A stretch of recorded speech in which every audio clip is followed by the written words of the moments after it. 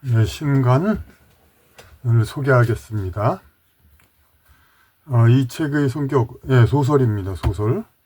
소설인데, 그럼 장편소설, 한 권짜리 장편소설, 여러 가지가 있죠. 소설책은. 한 권짜리 장편소설이 있고, 뭐 여러 권짜리 장편 혹은 대하소설이 있고, 혹은 이제 한 권의 단편집, 이제 그런 것이 있죠. 이거는 그럼 어디에 속하느냐?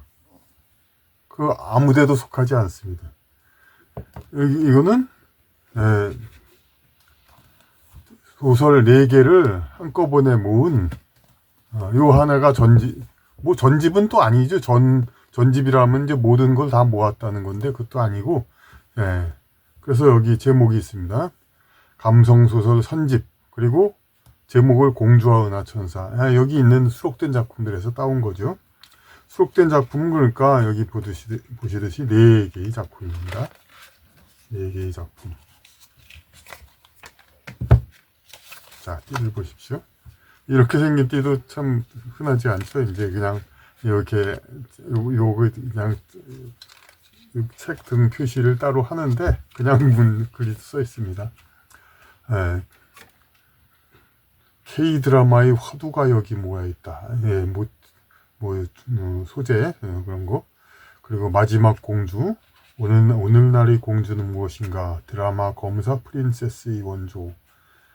꽃잎처럼 떨어지다. 25세의 꽃잎처럼 세상을 등진 여배우의 삶. 은하천사의 7일간 사랑. 은하천사와 지구인 여성과의 사랑. 드라마 별에서 온 그대의 원조. 잃어버린 세대. 6.25 전쟁 중 두 청년의 이야기로서 영화 태극기 휘날리머의 원조. 그러니까 밀레니엄 전환시대의 감성을 담은 4편의 소설이라고 했습니다.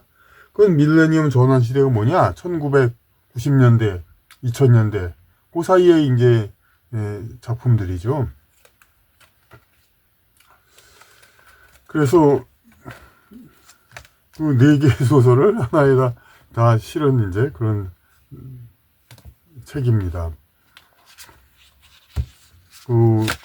여기 감성소설 선집이라고 했고, 그거 내면서 이제,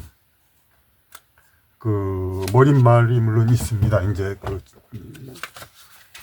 이 전체에 관한, 여기 처음 수록된 게 이제 마지막 공주이고, 감성소설 선집을 내면서 이미 발표한 작품이 오래 남기를 바라는 것은 창작자 누구에게나 당연한 희망이다.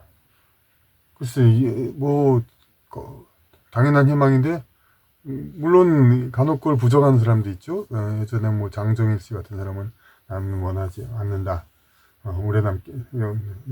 작품이 남기를 원하지 않는다. 그렇게 얘기를 하는데, 그런데, 그래, 그런 경우라도 적어도 생전에는 계속 나가고 팔리길 바라지, 나왔다가 그냥 1, 2년 있다 사라지길 바라는 그런 경우는 아니죠. 그러나 더 이상 세상에서의 상품성이 없어 사라지고 나면 간혹 구하고 싶은 독자가 있어도 구하지 못하게 된다.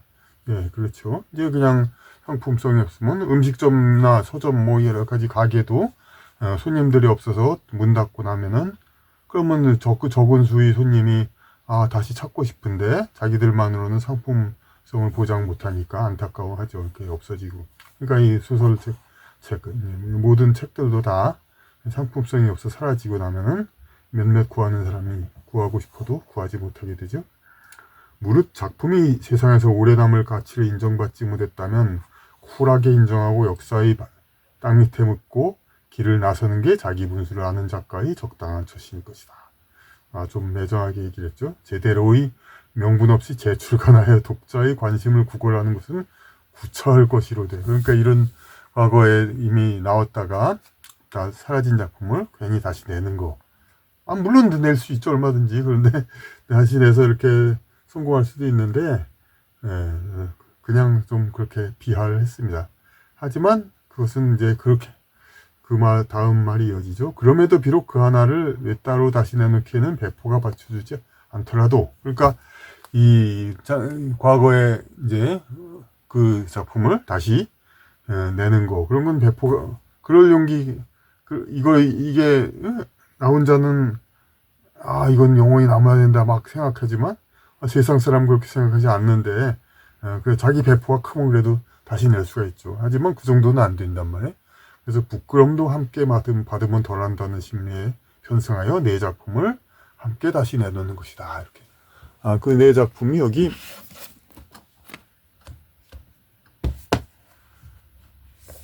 다 있습니다.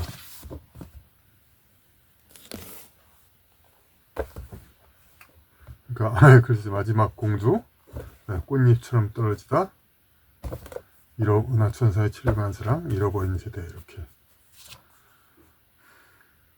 작자는 여기 올려놓은 네 작품은 각각이 그 전후 세태의 흐름에 관련이 있는 것이어서 결코 일회성의 해프닝으로 묻혀질 작품이 아니라고 스스로 변명한 것이다. 마지막 공주는 후에 드라마 검사 프린세스와 연관이 있었다. 검사 프린세스라고 이제 나중에 나왔습니다. 근데 전 드라마 단 1회도 보지 않았기 때문에 뭐 그게 어쩌다고는 얘기는 못하겠습니다. 하지만 마지막 공주 이제 여검사가 주인공이고 여검사 이제 한때는 제목을 뭐 공주가 된 여검사 그런 식으로도 할까 했었고 그랬었기 때문에 뭐 연관이 전혀 없다고는 말할 수가 없죠. 꽃잎처럼 떨어지다 2008년 25세에 3을 마친 여배우의 삶을 소재로 했는데 그러한 일이 더는 일어나지 않을 것을 기대하며 발표한 작품이나 응당 그 효과가 작품이니 더 일어나지 않을 것을 기대하며 발표한 작품이니 응당 그 효과가 있어야 할 것인데 근래에도 유사한 사건이 일어나니 안타깝기 그지없다. 당시에 충분한 전파가 되지 못했음을 한탄할 일이었다. 이거에 대해서는 뭐 굳이 자세한 설명 안 하겠습니다. 하여튼 꽃잎처럼 떨어지다는 이제 그 자체가 뭐 어떤 뭐 드라마나 뭐로 거듭났다 그런 얘기가 아니라 그 자체 그냥 내용문 그대로가 그냥 K 연예계의 화두다 이거죠. 드라마를 떠나.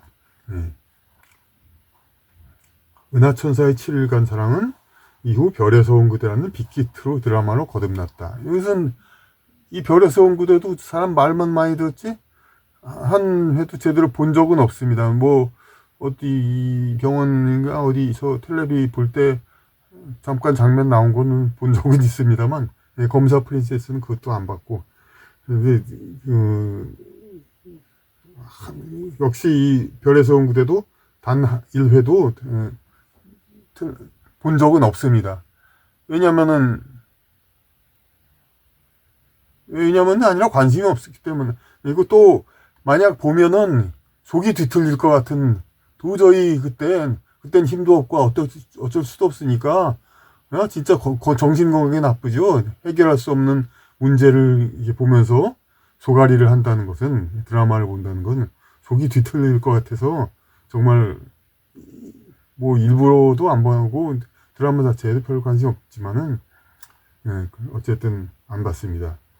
그리고 중국에서의 개인명인 은하천사는 후에 일본의 갤럭시안 엔젤을 번역한 이름이다. 그러니까 은하천사라는 이제 한자로 찾으면은 나옵니다. 근데 그거는 여기는 은하천사가 나오기 한참 뒤입니다.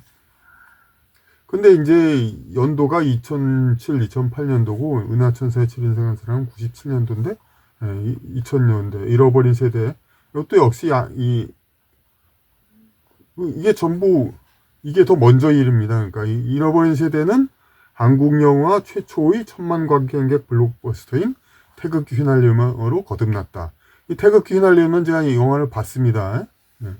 그런 별에서 온 그대나든지 검사 프린세스는 그 이후죠. 그러니까 이제 태극기 휘날리면으로 일단 마음의 상처를 받은 뒤니까 다음엔 그걸 보고 싶지가 않은 것이죠. 태극기 휘날리면으로 거듭났다. 이처럼 모두가 우리의 문화사에서 한 자리를 담당하는 모티프라고 감히 생각되기에 여기 다시 모아 시대의 문제를 간파할 자료로 세상에 오래 남도록 힘써보는 것이다. 이게 이제 머리말이고 뭐 각 작품별 머리말이 있는 것도 있고 없는 것도 있고 뭐 그렇습니다. 마지막 공지 표지는 보셨고, 속 표지는. 그리고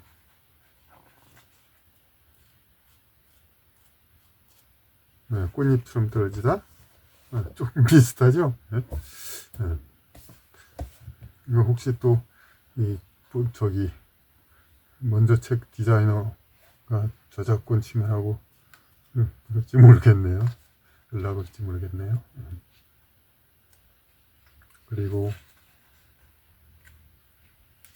은하천사의 7일간 사랑. 여기 뭐, 은하천사와 7일간의 사랑이라는 제목으로도 했었는데, 그때 이제 이건 제가 먼저 만든 제목이긴 한데, 은하천사와 7일간의 사랑. 그래서 제가 이게 그때는 불만으로 이렇게 썼지만은 그 출판사에서 어쨌든 은하천사의 7일간 사랑으로 했는데 그걸 그대로 따랐습니다. 그래서 그냥 그 추천을 받아들였고, 그리고 잃어버린 세대. 잃어버린 세대. 또 비슷하죠? 네.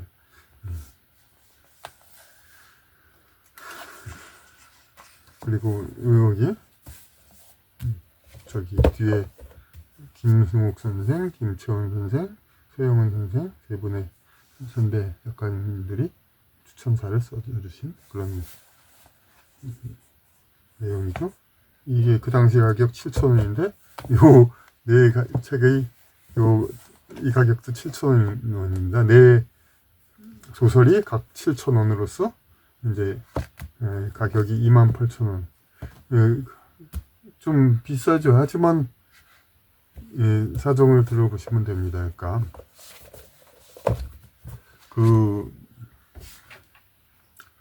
보시면 이제 보시다시피 또 요즘 사람들이 좀 생소해하는 이제 세로판으로 했는데, 제가 세로판을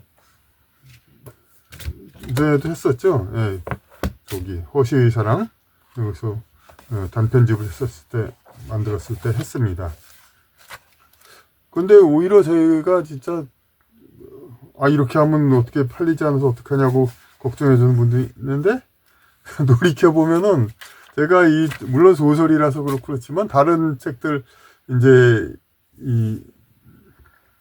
새로 쓰기로 안 한 책들, 그런 책들이 오히려 더 안 팔렸습니다. 물론 그 책들은 소설이 아니고 그냥 이제 어떤 논설 사상 그런 거라서 그렇기도 하지만은 어차피 이제 뭐 그 큰 시장을 바라보고 하는 출판이 아니니까, 그러니까 오히려 그 작은 시장, 그러니까 매니아 이제 그런 사람 분들만 대상으로 하니까 이제 그것이 큰 영향을 주지 않는다. 오히려 겁을 먹을 필요가 없다. 이렇게 제가 생각을 했습니다. 그런데 그거 외에도 사정이 있는 것이, 아까 이제 한꺼번에 네 권을 각기, 아니 세상에 어느 세월에 이 책들을 다시 또 냅니까? 예? 이건 참. 그리고 이 각각의 책을 여기 있는 그대로 또 낸다면은, 예? 이거, 예? 이 제작비가 다 지금은 이때의 가격은 이게 7,000원, 5,200원, 8,000원, 이건 좀 나중이라서 8,000원, 2000년대 초중반입니까? 그런데 지금은 전부 12,000원, 그래서 그 이상은 또 해야 됩니다. 아무리 적게 접어도 13,000원. 그렇게 하면 13,000원, 아니 13,000원 이런 책을 만들었지만 이거 만드는데 인쇄비가 어떤 작은 인쇄소, 그냥 보통 인쇄소 보면 다 하나에 10,000원, 그 이상을 요구합니다. 전부 10,000원 가까이. 그러니까 도저히 이게 안 되고, 이제 전자인쇄 좀 규모가 있는 데서 이제 그런 디지털 인쇄 뭐 하는 곳에서 그렇게 하면은 그나마 정가의 절반 가까이 이제 좀 내려갑니다. 그러면 정가의 절반을 해서 정가가 13,000원이라면, 근데 가령 제작비가 6,500원이라면, 그럼 6,500원으로 찍어서 나머지 6,500원 제가 남기냐? 그게 아니라 서점에 가면은 그 60%를 저기 출판사에 보내줍니다. 그럼 13,000원이면 얼마냐면은 7,800원이 오죠? 7,800원? 6,500원. 그러니까 7,800원. 그리고 권당 발송비가 뭐 2권 보내달라면 하나에 뭐 1,000원 정도 가까이 들고 2,000원. 그냥 1,000원은 잡아야 됩니다. 뭐 운이 좋아서 뭐 10권 보내고 그런 경우가 아닌 한은. 그럼 뭐가 됩니까? 1,000원 남는 거예요, 1,000원. 그러니까 어떤 이런 식의 출판은 물론 도저히 뭐 외부 필자에게 인세를 주면서 하는 출판은 불가능하죠. 그 사람들은 이제 그러니까 대량 인쇄를 하니까 정가의 한 20-30% 정도로 인쇄비를 어떻게 할 수가 있겠죠. 근데 저희 같은 사람은 그러니까 인세를 전가는 줄 수가 필요가 없으니까. 그러니까 작자가 이제 정가의 10%를 인세를 받는데 출판사 이익도 10%는 아무래도 더 되겠죠. 그래도 어쨌든 출판사 엄사를 얘기하는 분은 10%밖에 안 받는다고 합니다. 그런데 이게 바로 제가 10%도 될까 말까 한, 특히 작은 책을 만들면 거의 남는 게 없습니다. 그러니까 그나마 이제 조금 남은 게 이제 그 정신현상학 책인데, 근데 그것도 이제 크게 남은 건 없습니다만 아무래도 비싼 편이긴 하기 때문에 제가 이제 최대한 AS를 하려고 애를 쓰죠. 그러니까 어떤 구매한 분들의 편의를 위해서 모든 이제 독본 그것까지 제공하고 모든 낭독 그런 것도 다 올리고 하여튼 모든 AS를 다 하고 있습니다. 그래서 이걸 4개를 다시 낸다는 건 이제 서두에 말했듯이 좀 구차스럽기도 하고, 이게 하나 게다가 진짜 12,000원 13,000원 작게 잡아도 이걸 아까처럼 이렇게 낼 수 있는 책도 아니죠. 이거는 조금 양이 많으니까 그야말로 이 모양 그대로 낸다면 12,000원, 15,000원 가까이는 돼야 됩니다. 그러니까 그런 걸 위해서 그야말로 그 옛날 거 다시 불러오면서 그런 많은 이제 제작비를 들인다는 거, 그거는 진짜 좀 낭비고, 그러니까 그리고 이제 부끄러운 일이기도 하고, 어쩌면 이제 확실히 누가 이제 뭐 이걸 제간해달라고 뭐 누가 시위하지도 않는데 그렇게 한다는 게. 근데 어쨌든 4개를 그러니까 한꺼번에 낸다 이런 방침을 섰습니다. 근데 이거를 똑같은 그럼 이런 식으로 편집을 한다. 그러면은 이런 식으로 두꺼운 책이 되겠죠? 그럼 뭐 어떤 책이 되냐면은 이건 좀 지금 뭐 가까이 이런 책하고 비슷하게 되겠네요. 이 책 잠깐요.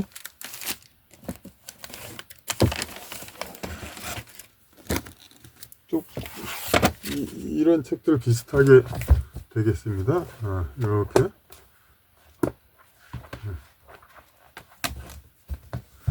이런 책들 비슷하죠. 이렇게.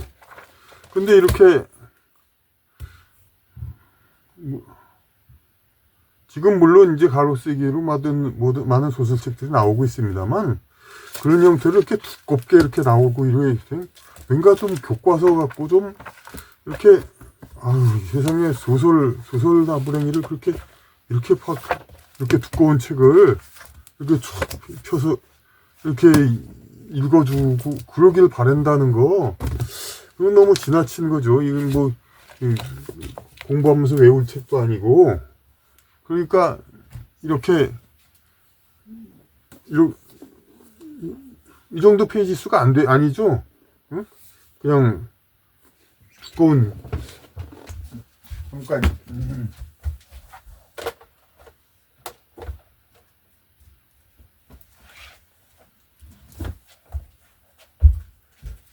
이런 책을 내면 물론 하면 제일 좋겠습니다. 그러니까. 예. 그런데 뭔가 자신감이 좀 없더라고요. 이런 식으로 아마 나오면 되겠는데, 이거 왠지 좀 이렇게 저의 생각, 관념으로는 이거 이렇게 막 펼치고 두꺼운 책을 펼치고 이렇게 진지하게 읽으라는 그런 식으로 도서를 내보낸다는 게 좀 어울리지 않지 않냐 이렇게 생각이 됐습니다. 뭐 요즘 사람들 뭐 잘 이해 못할 수도 있지만 오히려 소설이니까 그냥 무협지 예전에 내듯이 이렇게 쫙, 응? 쫙 이게 오히려 쫙 훑어보기에 좋지 않냐 이렇게 저는 생각을 합니다. 그러니까 그런데 이렇게 이런 식의 편집해도 안 됩니다. 이거는 분명 300페이지지만 이거 훨씬 적은 분량, 이게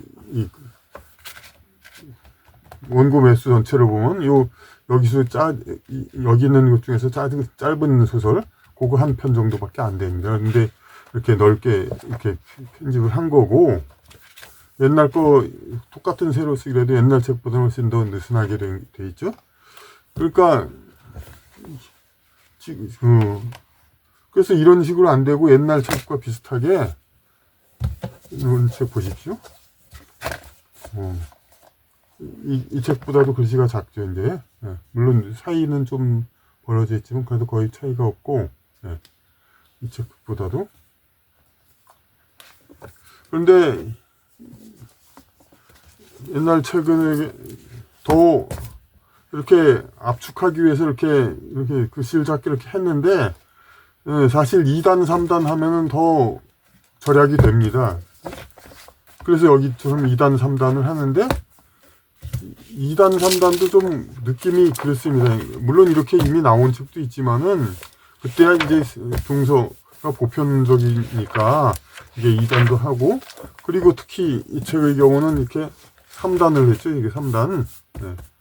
이 3단, 이렇게 단을 짧게 하는 게 신문기사처럼 이렇게 좀, 어찌 보면 이제 어떤 피로가 없이 그냥 금방 넘어가는 효과도 있습니다. 하지만 이게 딱딱 끊어지기 때문에 그만큼 좀 약간 또 딱딱해지는 느낌도 있습니다. 그러니까 오히려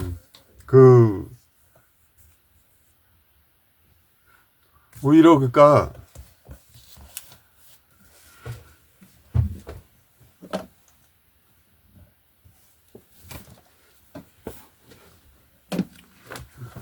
이렇게 한 줄로, 그러니까 한 줄로 이렇게 나오는 그러한 소설을 만들어야 독자가 그나마 좀 보기에 이제 편하다고 보기에는 그렇지만은 소설다운 건 좀 부담 없는 그런 느낌을 주지 않을까 이렇게 생각이 됩니다. 그래서 일단을 고집하고 좀 길죠. 그런데 이제 이처럼 10호 인트로 했으면 그나마 괜찮은데, 이 절약 지면 압축을 위해서 더 넓게 길게 하고 글씨는 더 작고, 그러니까 좀 긴 느낌이 상당히 있습니다. 하지만 좀 긴 느낌이 있다 하더라도 제가 이제 독자분이 이거를 무슨 그러니까 재밌어가지고 하루새 싹 다 읽어버렸다, 그런 말씀을 듣고 싶어서 그런 건 아닙니다. 이제 이렇게 그냥 한 번에 휙 읽었다. 아무래도 뭐 이 편집에 이렇게 익숙한 분들이 아닌 이상 이제 이런 상태에서 그냥 많이 읽기는 조금 아주 편하지는 않을 거예요. 하지만 좋잖아요. 어쨌든 그래도 이렇게 하나로 쫙 이렇게 좌우 병풍처럼 이렇게 늘어서 있는 글, 그러니까 아름답지 않습니까? 그리고 좀 길더라도 이렇게 쑥 이렇게 보고, 그리고 하여튼 한꺼번에 다 볼 필요 없어요. 이거는 그야말로 보존, 그게 주목적, 이게 보존한다는 거, 그게 목적이기 때문에 요거를 두시고, 그러니까 금방 다 읽을 필요가 없고 한 두세 페이지 한 번에, 뭐 화장실이라도 좋고 아무 데서라도 두세 페이지씩 이렇게 그렇게 보시고, 한 이거 다 보시는데 한 3, 4, 5년 걸려도 좋죠. 그러니까 그렇게 조금씩 보고 그러라는 거. 그리고 그때 그런 소설이 있었구나. 그래서 그 내용은 왜 대강 이런 얘기가 이 안에 있구나. 그 정도로 보시면 되는 겁니다. 그래서 이 시대의 화두, 밀레니엄 교체 시기에 우리 소설, 우리 문화사, 그러니까 드라마와 문화가 어떤 이야기들이 있었는가, 이런 거를 이제 하나하나 보고, 그 이야기들이 있었구나. 그리고 여기 얘기한 이런 드라마 혹시 보신 분들이라면은, 요건 진짜 저는 하나도 안 봤지만, 검사 프린세스라는 드라마하고 별에서 온 그대라는 드라마 보신 분 있으면 어느 쪽이 비슷하다, 혹은 어느 쪽은 하나도 안 비슷하다, 전체적으로 제목만 그렇지 하나도 안 비슷하다, 그게 얘기를 해 주시기 바랍니다. 여기 맨 마지막 페이지에 있습니다. 소설 잃어버린 세대와 영화 태극기 휘날림의 공통점, 정식 징집 대상이 아닌 주인공들이 종로에서 전쟁을 막는다. 그러니까 그 두 형제, 그러니까 둘 다 정식 징집 연령이 아닌 10대 후반과 20대 후반의 두 청년이 나오는데, 잃어버린 세대에서는 두 사람이 이제 그냥 서로 알게 형 동생 부르긴 하지만 그냥 사이고, 태극기 휘날림에서 이제 친형제로 좀 바꿨지. 그리고 가족사랑, 아내보다도 치우치지 않은 가족사랑, 이제 그냥 그런 얘기들이 많이 있죠. 이걸 썼을 때도 저도 뭐 독신이었으니까 아내에 치우치지 않은 이제 가족사랑, 많이 얘기 들어있죠. 아군이 포위되면 장교들은 계급장을 때문에 전전긍긍한다. 포로가 있으니까 포로로 되면서 이제 저희에 잡힐 염려가 있으면 계급장을 다 떼버리죠. 그러니까 공경에 빠진 아군을 구하기 위해 언덕 위 적은 기관총 사수에게 접근할 수류탄을 터뜨린다. 전형적이며 극적인 전쟁용. 그러니까 이렇게 적과 대치하다가 이제 위에서 쏘고 있는 적의 후방으로 이렇게 침투해가지고, 그냥 아주 위험하면서 그냥 그러면서 그거에 성공하면 이게 전세가 역전되죠. 그게 똑같은 위치 나오고, 전 군대와 함께 북으로 전진하고, 백병전 장면이 팽팽하게 있는데 여기에도 있고, 야전병원, 주인공은 야전병원에 입원하고, 입원한 초판에는 입원한 다시 참전한다라고 나왔는데, 입원한 후 다시 참전한다. 그러니까 이건 전부 사실 전쟁 영화라면 또 다 있는 거고, 이제 뭐 기발한 건 아닙니다, 사실 솔직히 말해서. 하지만 어쨌든 이런 걸 이제 다 메꾼다는 거, 이런 거는 또 이렇게 어쨌든 그냥 되는 일은 아니죠. 하여튼 이런 식으로 그 전쟁의 어떤 상황을 이제 보충한다는 것은. 그러니까 이 책 한 권으로 1990년과 2000년대를 지나가는 시기에 우리 문화사, K-팝, K-드라마, 지금은 뭐 아주 그냥 보편적으로, 그러니까 그 세계적으로 뜬 것이 뭐 당연하게 여깁니다만, 그때는 뭐 그 시작이었고, 그때의 상황에서 우리가 어떻게 이제 우리의 그 드라마의 화두들이 어떻게 진행되어 왔나, 이거를 전체를 파악하기에도 상당히 좋은 자료이니까 이 책 한 권을, 그러니까 이 페이지가 그런데 이게 구비해 주시면 좋겠습니다. 그러니까 이게 글씨가 작으면 만약 이걸 글씨 판형을 그럼 10포인트 해놓고 이 책을 그럼 보통 책 크기 이만하게 만들까, 그렇게 볼 수도 있지만은 또 이 정도 책 크기에서 한 줄로 하면은 또 너무 고개 오가는 게 너무 큽니다. 그러니까 이 이상, 요 크기가 마지노선이고, 이 책을 더 크게 할 수도 없고, 그리고 단을 나누기도 그렇고, 하여튼, 현재로서 이게 최선의 편집, 이렇게 인 걸로 보입니다. 그러니까 이것을 좀, 이렇게, 좀 장황스럽긴 하더라도, 이게 오히려 또, 우리 요즘 소설책에서 느끼지 않는 그러한 새로운 느낌이니까, 많이 감상하시고, 한 번에 뭐, 몇 페이지만 읽어보시고, 그러니까 너무 한꺼번에 다 보실 필요 전혀 없고. 그래서, 아무튼 이렇게, 이런 시도를 했습니다만, 구매하시는 분한테 또 미리 감사를 드리도록 하겠습니다.